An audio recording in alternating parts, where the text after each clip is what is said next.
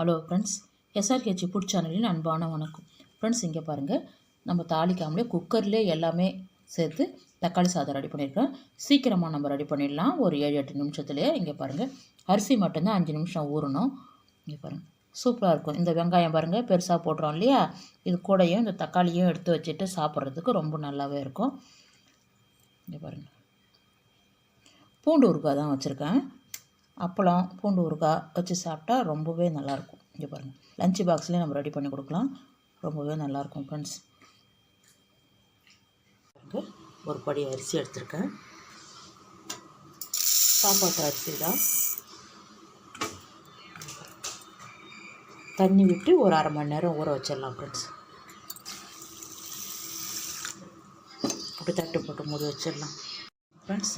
அரிசி வந்து நல்லா வாஷ் பண்ணி எடுத்துகிட்டு வந்துட்டேன். அப்படியே குக்கரில் சேர்த்துடலாம். ஒரு டம்ளர் அரிசிக்கு 2 டம்ளர் தண்ணி.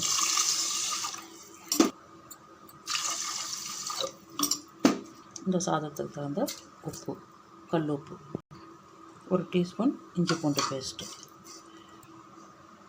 வெங்காயம் 2, கருவேப்பிலை, 1 பச்சை மிளகாய். இங்கே பாருங்கள், வெங்காயம் வந்து நல்லா கொஞ்சம் திக்னஸ் இருந்தால் போதும். இது மாதிரி கட் பண்ணுங்கள். அப்படியே கொண்டு வந்து சேர்த்துடலாம். தக்காளி அதே மாதிரி நல்லா கொஞ்சம் பெரிய சைஸாக நீள்வாட்டத்தில் கட் பண்ணியிருக்கேன் பாருங்கள். 3 தக்காளி.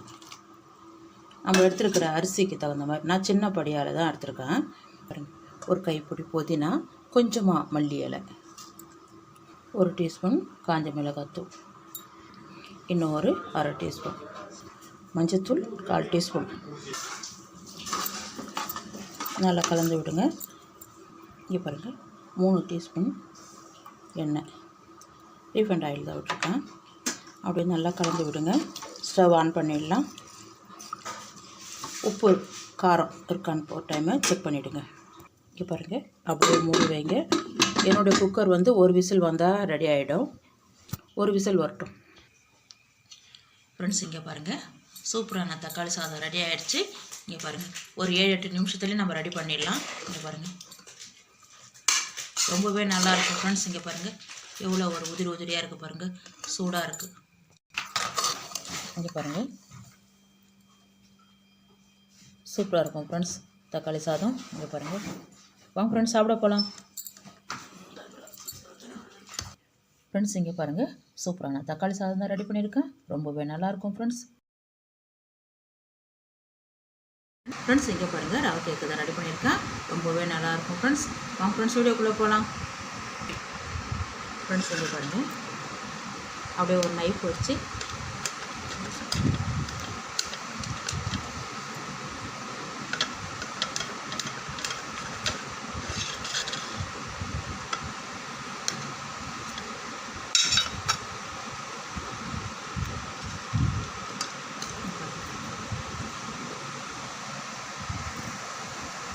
அவ்வளோ ஒரு சூப்பராக இருக்குது பாருங்கள்.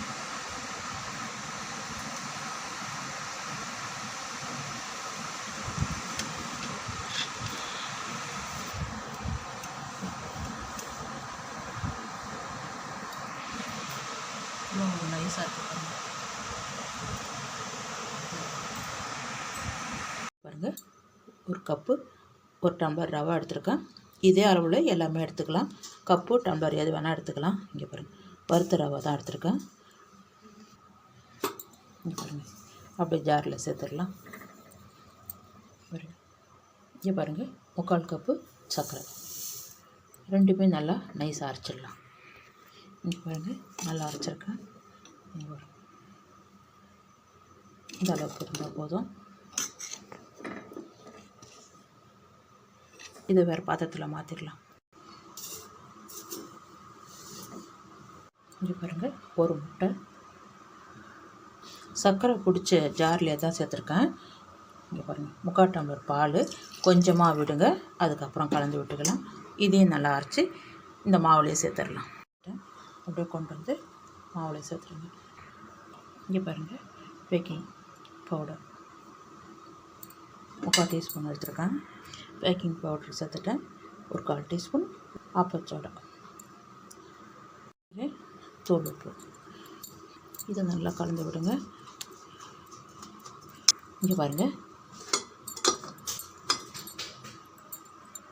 6 டீஸ்பூன் வாசனை இல்லாத ரீஃபைண்ட் ஆயில் தான் எடுத்திருக்கேன். அப்படியே ஊற்றுங்க. எல்லாமே விட்டாச்சு. இதை பாருங்கள் கரெக்டாக இருக்கும். கலந்து விடுங்க.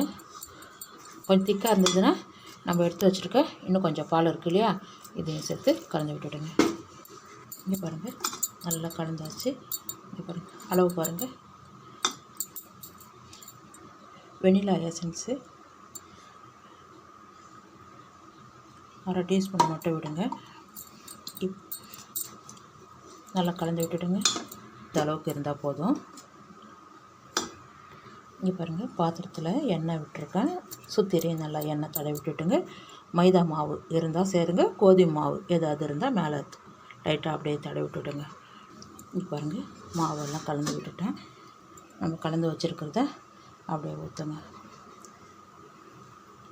1/2 கப்பு அளவுக்கு வர மாதிரி அவ்வளோதான். லைட்டாக தட்டி விட்டுடுங்க. இங்கே பாருங்கள் குக்கர் வந்து ஒரு 10 நிமிஷத்துக்கு முன்னாடியே சூடுபடுத்திக்கிட்டேன். ஸ்டாண்ட் வச்சுருங்க. அது மேலே இது பாருங்கள் இந்த பாத்திரத்தை அப்படியே வச்சு மூடிடலாம். உள்ளே வச்சுட்டேன். பெல்ட்டு கிடையாது, விசில் கிடையாது. அப்படியே மூடி வைங்க. 40 நிமிஷம் சிம்மில்லே வைங்க.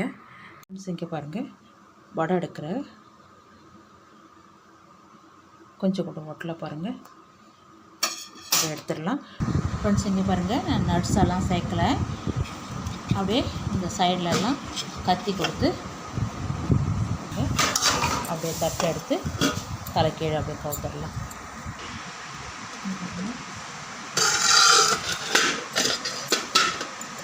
ஃப்ரெண்ட்ஸ் இங்கே பாருங்கள் சூப்பரான ரவை கேக்கு ரெடியாக இருக்குது. இந்த வீடியோ பிடிச்சிருந்தா லைக் பண்ணுங்கள், ஷேர் பண்ணுங்கள், கமெண்ட் பண்ணுங்கள், மறக்காம சேனல் சப்ஸ்கிரைப் பண்ணுங்கள். அப்படியே பக்கத்தில் இருக்க பெல் ஐகானை கிளிக் பண்ணுங்கள். Thank you friends.